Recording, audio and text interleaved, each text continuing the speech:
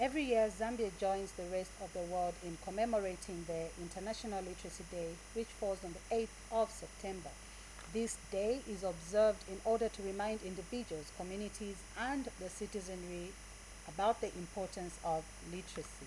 This year's theme is promoting literacy in a world in transition, building the foundation for sustainable and peaceful societies. Now, to help us understand more about this day, we have in the studio today Gladys Sakala, who is the acting director of the Open and Distance Education under the Ministry of Education.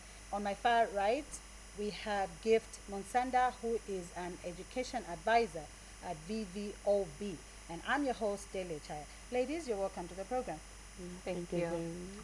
So to start off with the program, I will ask Gift Monsanda to tell us about VVOB. Thank What you, is VVOB? Delia. Thank you. VVOB actually is just an acronym which is in Flemish language, but when translated into English, it simply stands for Education for Development. All Thank right, you. and Gladys Sakala, can you kindly tell us about the partnership you have with VVOB as Ministry of Education? Thank you very much. The Ministry of Education works with various stakeholders in order to implement different activities that we do. In this case, the VVOB is supporting us to promote literacy for ECE and primary education sectors. All right. In simple terms, how would you define literacy? Yeah, of course, there are different definitions out there, but I would just say literacy is simply knowing how to read, write, speak, and listen to bring about communication. Yeah. All right. And why is it important to observe International Literacy Day? I'll throw this to Gladys Sakala. It is important because we want to raise awareness. This day is not only being celebrated in Zambia, as you may understand, it is International Literacy Day. It is being observed in various areas of the world. Today, 8th September, we are actually celebrating the International Literacy Day here in Zambia, and the activities are being held in Mongo, Western Province. Now, it is important because we are raising awareness to people for them to realize that this sector actually is existing, and people should be able to access information or various trainings in our centers that are dotted all around the country. We also are trying to promote our policies through this commemoration.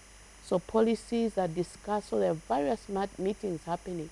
This meeting may start even earlier than the day that we're actually commemorating.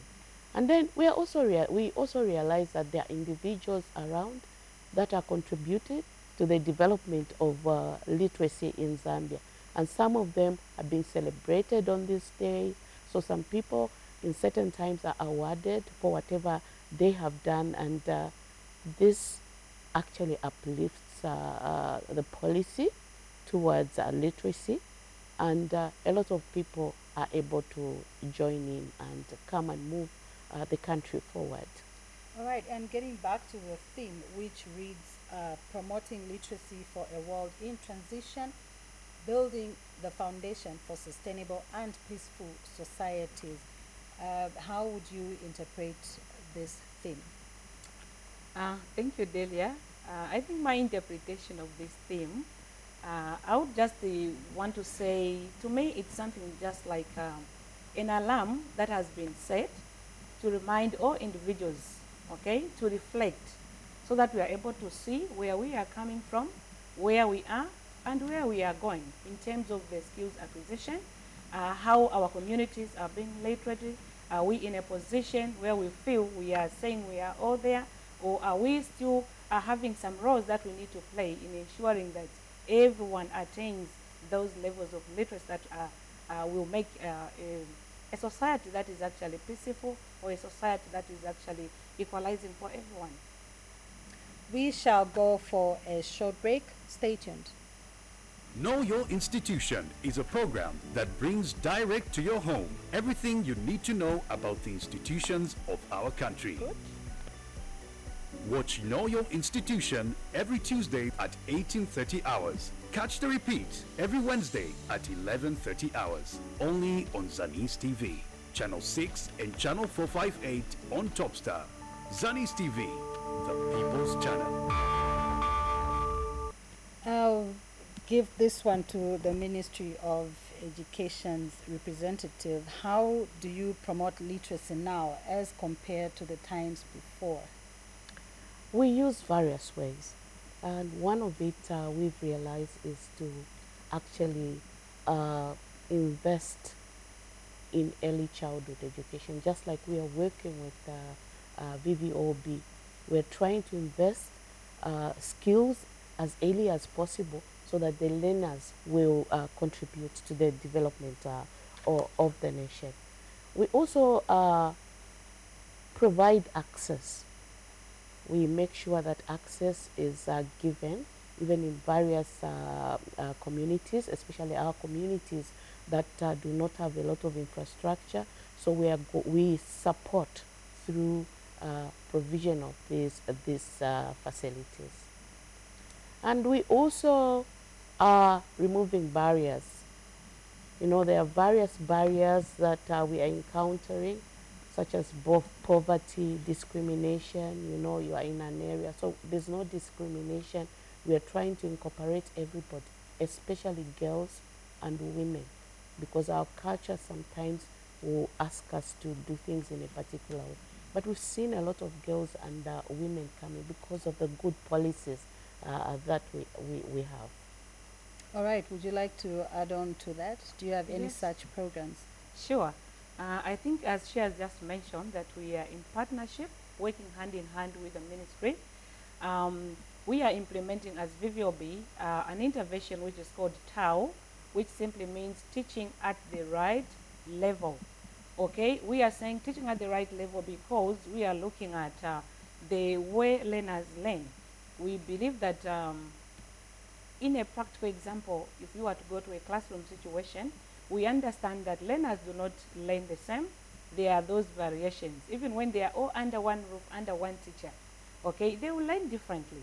So in such, we are saying let every learner, depending on the level where they are, they have to access this education or this literacy based on their pace, how they are able to acquire and attain this literacy level.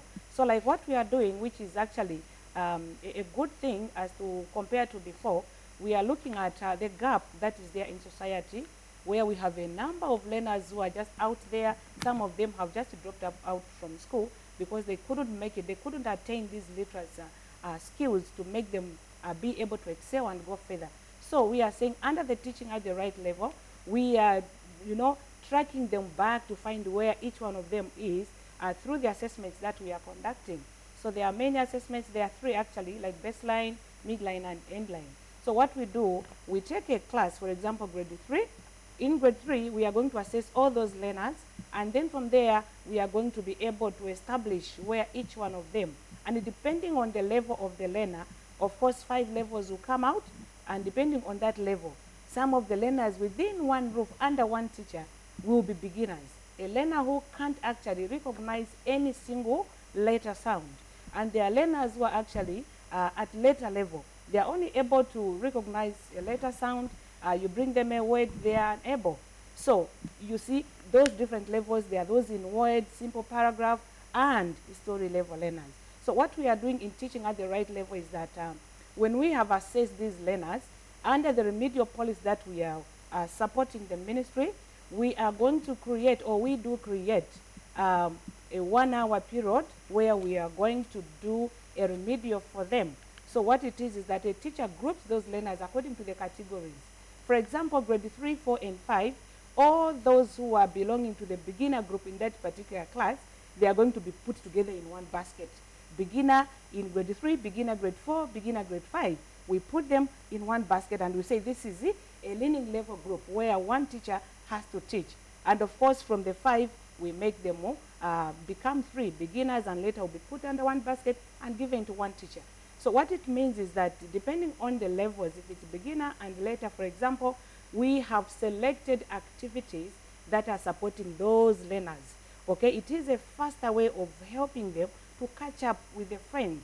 Okay, so what it means is that this is a better thing because it wasn't there before, and we are now trying to bring out this kind of support where learners are going to be acquiring skills in a faster way, and of course bringing everyone on board.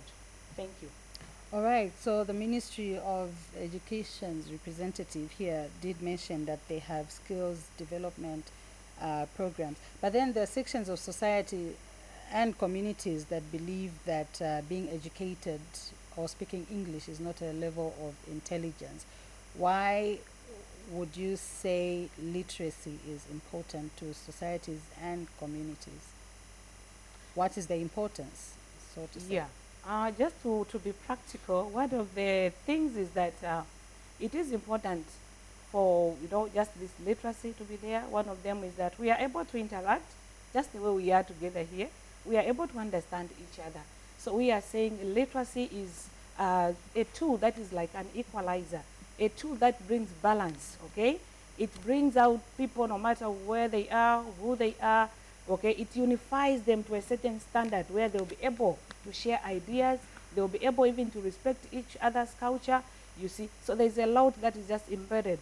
So all we are saying is that literacy is a tool or a weapon that actually brings everyone on board as a member of society.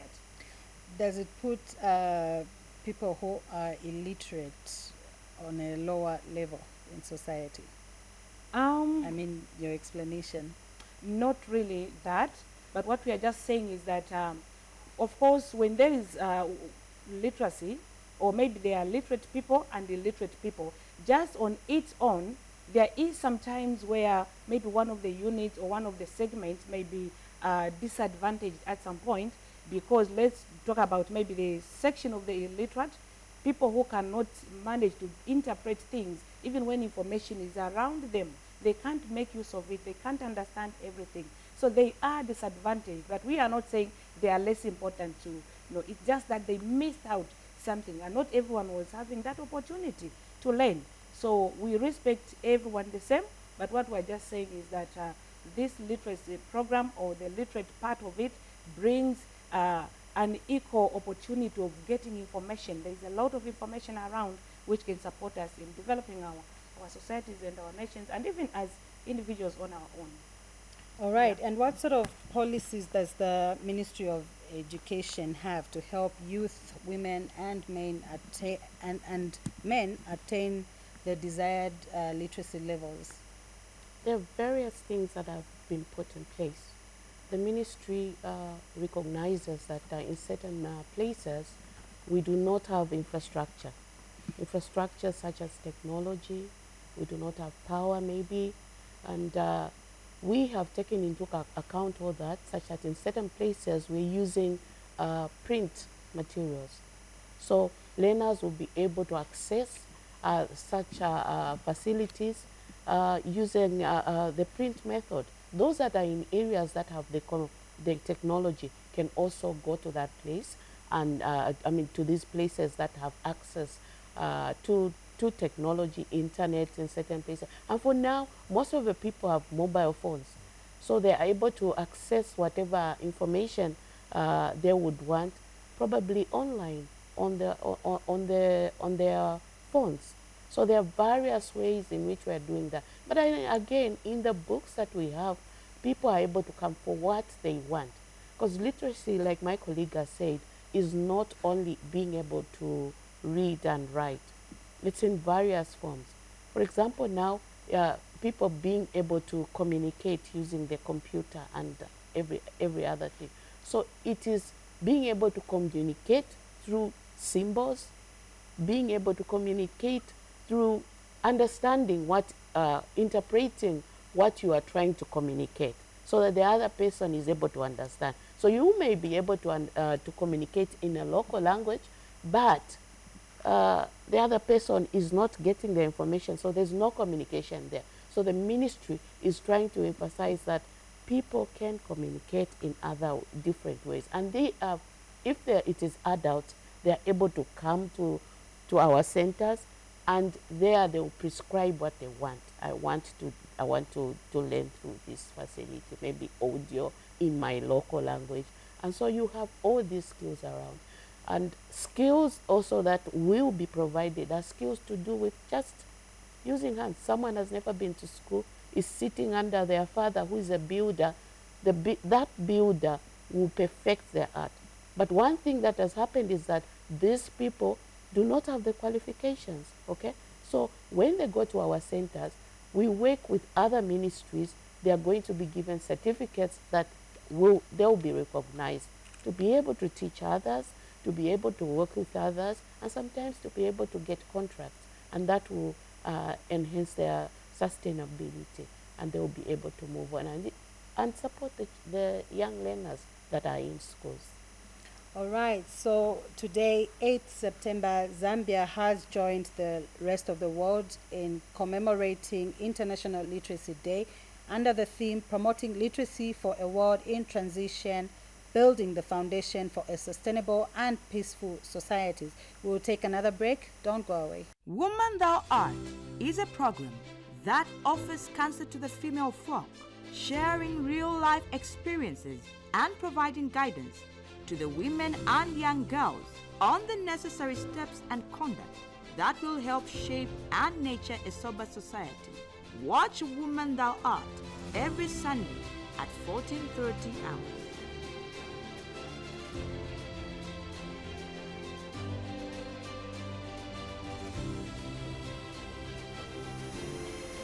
Thank you for staying tuned. Madam Gladys, what message do you have that would help communities understand and embrace literacy? Literacy is a key for the nation, a key that will open up various doors for us. Whatever age you are, those that have dropped out of school, those that have completed school and are out there, but yet they have certain skills they need to sharpen, including all others who would want to promote or upgrade their education system. The Ministry of Education, through the government, through the Ministry of Education, has actually provided centers, like I earlier explained, that these centers are dotted all over the country. And each center, when you go there, it has got specific courses where learners can go and upgrade. Sometimes it's shorter than the normal, because those people usually will come with skills, but the testings or the testing of the learners is done in such a way that people that are experts in these areas, who are called the instructors, are going to measure the levels of each participant and grade them accordingly. So it is an easier way for people to upgrade themselves, because if we have a literate society, we are going to have a lot of people contributing to the country. Illiteracy will help us have peaceful communities. Illiteracy will help us have communities that will be able to maybe throw a litter in the correct places. But sometimes, you know, people do not do it deliberately, that they'll do wrong things. But when they are enlightened, when they are literate, they are going to do the correct thing, and that will lighten the burden on the government, and more facilities will be created, because it will not only be sent on a burden on literacy. The amount of finances that will be contributing to illiteracy will then be tailored for other things, so that our nation can develop. Interesting. Any additions to that? Sure. My message actually to the communities and to the churches out there where our learners are coming from. I'll be so particular this time to talk about the learners, because we want to see and have the support of our parents and everyone there who actually is in custody of these young ones. I just want to make mention that let's support the learners, especially in those provinces where catch-up is happening, especially to districts and schools that are, you know, implementing this intervention. My message is that let's support our learners to just go and acquire the literacy skills which is just 1 hour in a day. Okay, so we are saying may we support our children so that they attain these classes while as the intervention is still available. It is a free of charge as long as the child is enrolled in that school. It means that they will still go through that remedial 1 hour per day. Okay, so that's the message I think that I'm just delivering to my fellow parents out there, to say, please, let's embrace some of these policies as well as opportunities whilst we still have them on board. And what measures do you think government should undertake to help improve the literacy levels in the country? I think from my position, I would just to say government should just continue to work with all the stakeholders that have been so much in support of the literacy campaigns, and all those different individuals who are coming on board to make sure that we are building a sustainable future. Because without doing so, we are actually disadvantaging our own future, which is coming ahead. So we can simply work together and, of course, campaign, continue, bring other people who are so interested, so that together we move as a team in making sure that we build a generation that is going to be balanced, where there will be, no differences. At least people will be able to understand one another and make meaning of their own society. Okay, and how is technology helping individuals have digital literacy skills that are required for active participation in society? Speaking from my position, I think let me just take what we are currently doing as we work together with the Ministry of Education, especially in the teaching sector for primary education, like I've mentioned about the catch-up. So technology is actually supporting a lot in this intervention. First of all, let me mention of, for example, the WhatsApp. We are able to use WhatsApp a lot in our conversations for us to be able to reach out to our teachers out there. Zambia is vast. We have a lot of schools and different, directions. Of course, with distances where if it means walking, going there, or flying, going there, we may not make it. So WhatsApp is actually coming in as a very, very good and effective way of communicating to our people who are out there. We are able to send actually instructions, or maybe find ways of supporting a teacher in terms of how they are supposed to deliver. You see, I mentioned of the learners that are being put in groups, how they are supposed to be taught. So all these communications go through the WhatsApp groups. And not only just discussions, we also use internet or maybe technology coming on board. We are able to have even online meetings where we are able to discuss about some of the challenges our teachers are facing. And the ministry is able to get information at their fingertips each time they want. Okay? So in other ways, we are saying technology has actually come to save, especially in the Ministry of Education, as we are implementing catch-up. We have also another portal where we have results being analyzed. It's a portal that is helping us to collect the data. Wherever the schools are placed, it doesn't matter, as long as that assessment has been done in that school. So the results are going to be put in the portal. And once they are put there, the portal itself can even generate graphs to make, it interprets that information to make meaning. And now our role as we come in as stakeholders, as ministry, is now to find how best we can support our teachers using the results that are presented there. We are able to monitor, we are able to mentor. The process of mentorship is one of the core things that we are doing.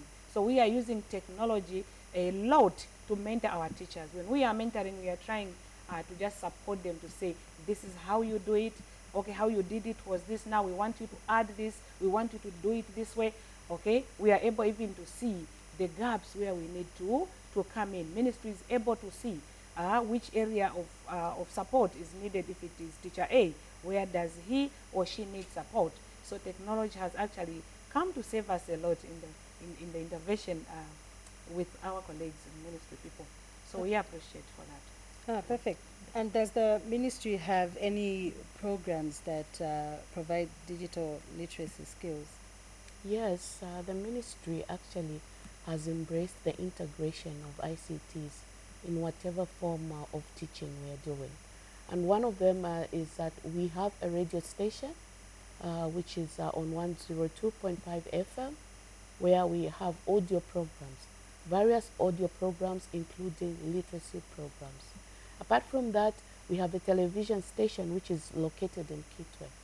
The television station has various literacy programs on it, beginning with the in-school, the ones which VVOB is supporting, and skills learning centers are providing. So if you access information from our television, you will be able to see all that. But beside that, we also have platforms. For example, we have the e-learning Zambia, e-learning passport Zambia, which is able to have, which has a lot of information. When you log in on there, of course, education is free as a policy of the government.